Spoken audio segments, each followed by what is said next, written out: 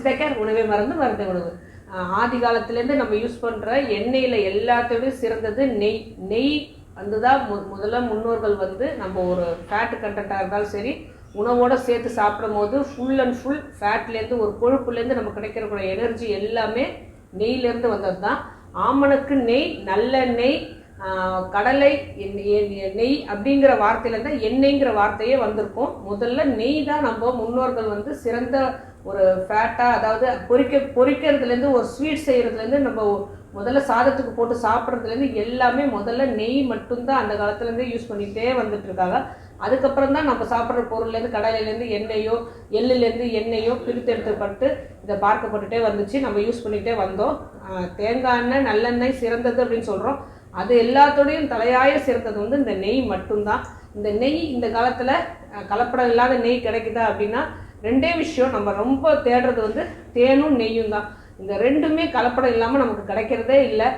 முக்கியமாக நம்ம நெய்யை வந்து கலப்படம் இல்லாமல் கிடைக்கணும் அப்படின்னா நம்ம வெண்ணெய் வாங்கி அதுலேருந்து உருக்கி நம்ம நெய் எடுத்துக்கிட்டால் மட்டும்தான் இதுக்கு ஒரு நிரந்தர தீர்வாகவே இருக்க முடியும்.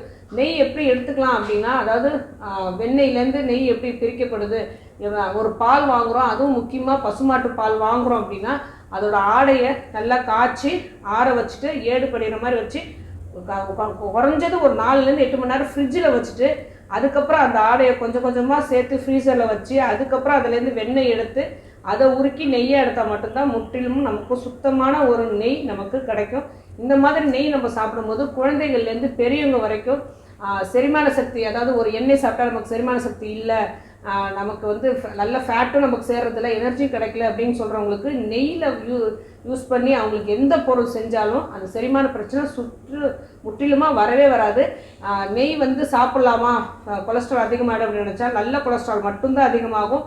கெட்ட கொலஸ்ட்ரால் இதில் சுத்தமாக நெய் கிடையவே கிடையாது. ஆனால் சித்தர்கள் கூற்றுப்படி நெய்யை எப்போதுமே உருக்கி தான் சாப்பிடணும். நம்ம நெய் உருக்கி நம்ம வச்சுருந்தோம் வச்சுக்கலாம், ஸ்டோர் பண்ண அது வந்து இந்த ரூம் டெம்பரேச்சரில் வந்து கொஞ்சம் தடிமனமாக ஆகிட்டே இருக்கும். அதனால் ஒவ்வொரு முறையும் நம்ம சாப்பிடும் போது நெய்யை சிறிதளவு நமக்கு எவ்வளோ தேவையோ அந்தளவு நெய்யை உருக்கி அந்த இளம் சூட்டோடு நம்ம சாப்பிட்டா மட்டும்தான் உடம்புல வந்து படிமானமாக இல்லாமல் அது ஃபுல்லாக எனர்ஜியாக கன்வெர்ட் ஆகி நமக்கு நல்ல கொழுப்பு உடம்புல இன்க்ரீஸ் ஆகிறதுக்கு. இந்த கொழுப்பு ஏன் யூஸ் ஆகுதுங்கிறது நமக்கு நல்லாவே தெரியும்.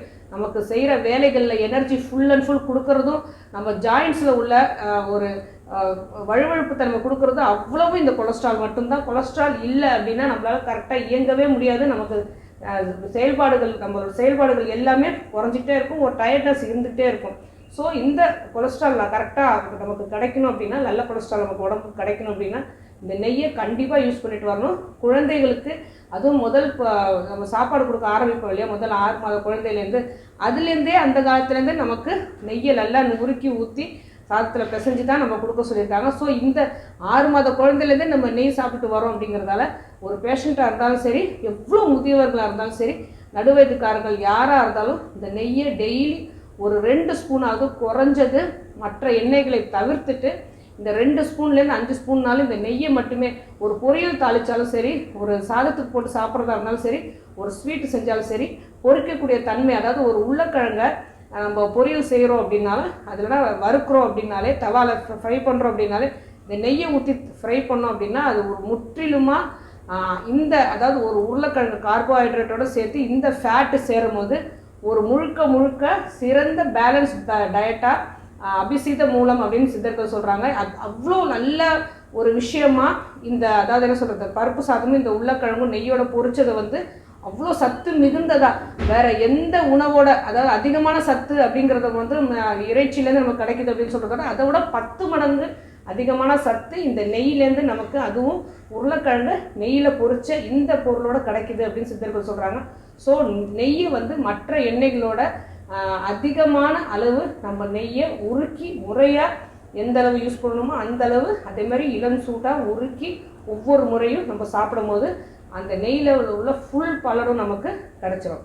ஆரோக்கியமாக வாழ்வோம். வேறு எதை பற்றி பேச நீங்கள் நினச்சாலும் சரி, தாராளமாக கமெண்ட் பண்ணுங்கள். உங்களுக்கு எந்த நோயாக இருந்தாலும் சித்தா கேரை அணுகுங்க.